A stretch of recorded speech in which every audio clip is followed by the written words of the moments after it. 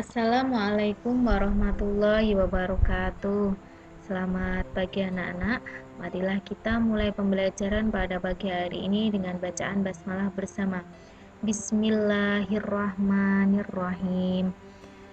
Nah, untuk pertemuan kali ini kita akan melanjutkan materi yang kemarin, yaitu tentang meraih berkah dengan sikap jujur dalam muamalah. Kalau dulu sebagai dasarnya adalah Quran Surat Al-Mutaffifin ayat 1-17, untuk kali ini adalah dasarnya Quran Surat Al-An'am ayat 152 yang berbunyi Bismillahirrahmanirrahim.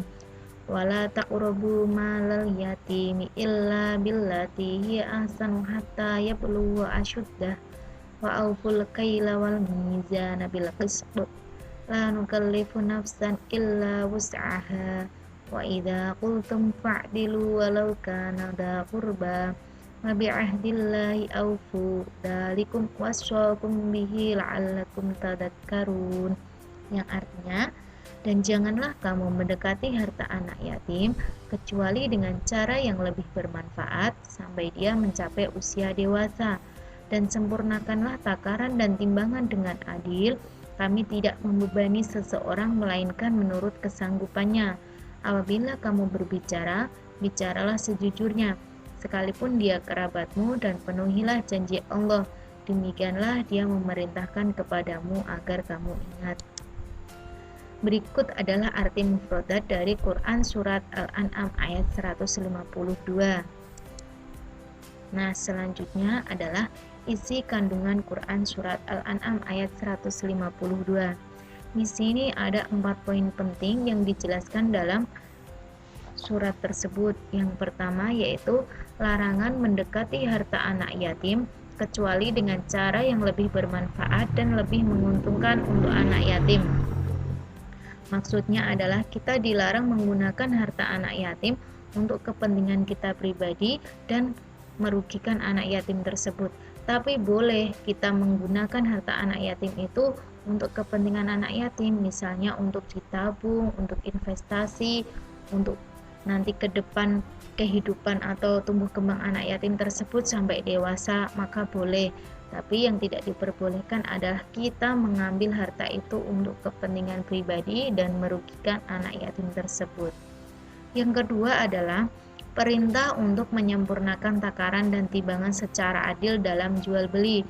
Ini seperti yang sudah dijelaskan dalam Quran Surat Al-Mutaffifin bahwa sangat dilarang mengurangi timbangan dalam jual beli, kecuali ada kerelaan atau keikhlasan dari penjual dan pembeli sehingga ada kesepakatan di antara keduanya, maka itu baru diperbolehkan. Jadi di situ ada kejujuran satu sama lain.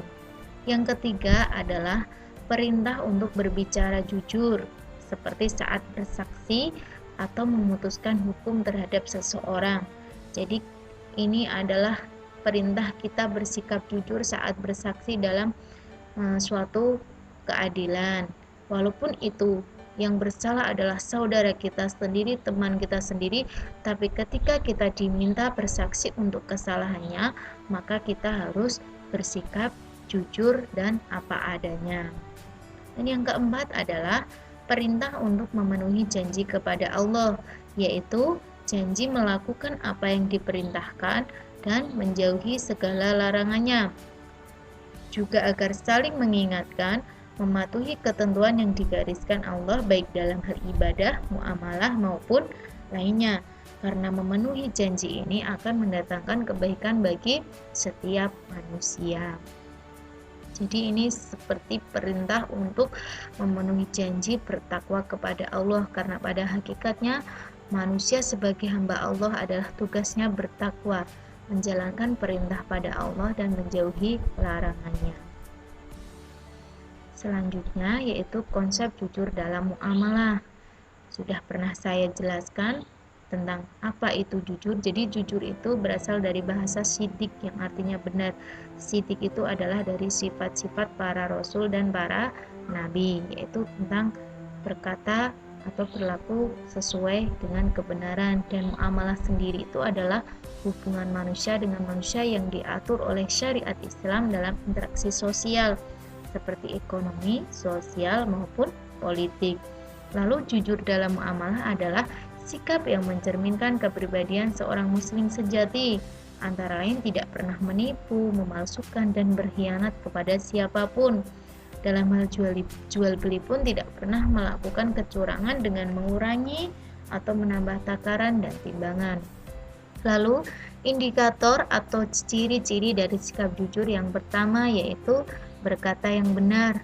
Terus yang kedua, sesuai antara pikiran, perkataan, dan perbuatan. Selanjutnya, memberikan kesaksian dengan adil. Yang keempat, mempercayai dan membenarkan ajaran Allah dan Rasul-Nya. Taat kepada perintah Allah dan larangannya.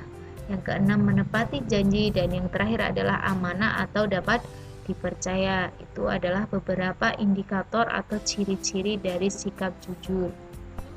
Yang terakhir yaitu akhlak atau etika dalam bermuamalah. Ada banyak sekali anak-anak. Sebagai contohnya yaitu dalam bermuamalah kita dilarang egois, sombong, dan serakah. Harus menghargai, menghormati hak dan kebebasan orang lain. Bekerja sama, mematuhi peraturan, membeli dengan sopan, tidak menipu, paham setiap transaksi, dan jujur dalam hal apapun dan lain sebagainya. Jadi ada beberapa etika dalam bermuamalah atau dalam berinteraksi dengan sosial. Nah, dalam Quran surat Al-An'am ayat 152 ini saya ulangi lagi, ada 4 poin penting yang dijelaskan dalam surat ini. Yang pertama yaitu memerintahkan kepada kita untuk berlaku dengan baik terhadap anak yatim. Poin yang kedua, perintah untuk menyempurnakan takaran. Poin yang ketiga, perintah untuk bersikap adil dengan berkata jujur saat menjadi saksi. Dan poin yang keempat yaitu perintah untuk memenuhi janji kepada Allah, yaitu dengan menaati semua ketentuan Allah baik dalam hal ibadah, muamalah maupun yang lainnya. Nah, setelah saya menjelaskan tadi, jika memang ada yang kurang kalian pahami, bisa kalian tanyakan melalui WA group ataupun WA secara pribadi kepada saya. Nah, untuk selanjutnya tugas kalian adalah membaca dan menghafal Quran Surat Al-An'am ayat 152. Dan kemudian tugasnya adalah membuat video saat menghafal Quran Surat Al-An'am ayat 152 beserta artinya. Kemudian kirim video hafalan tersebut ke WA saya, lalu kirim sesuai hari, jam, dan jadwal yang telah saya tentukan. Nanti setiap hari ada waktunya sendiri tiap kelas, jadi tolong dikirim sesuai jadwalnya ya. Saya kira hanya itu yang bisa saya sampaikan hari ini. Semoga bermanfaat. Wassalamualaikum warahmatullahi wabarakatuh.